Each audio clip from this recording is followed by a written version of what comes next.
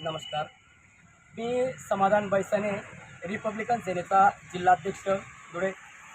गेल्या बऱ्याच महिन्यापासून मी जैन हायस्कूलचा जो भ्रष्टाचार आहे तो बंद व्हावा यासाठी मी 30 जूनला मी आंदोलन देखील केलं.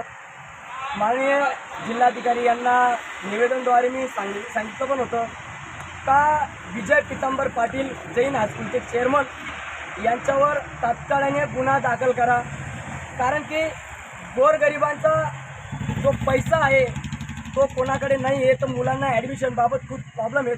20 ते 25 मुलांना यांनी ॲडमिशन दिलेलं नाही आहेत. त्याचं कारण फक्त पैसा आहे.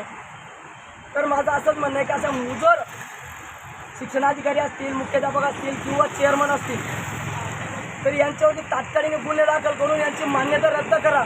असे मोठमोठे GR देखील आहेत. पण त्याच्यावरती मी आज हे दुसरं आंदोलन लावलेलं आहे. आज माझा पहिला दिवस आहे आंदोलनाचा. हे सरळ 3 दिवस आंदोलन चालणार आहे इथे बैठकी.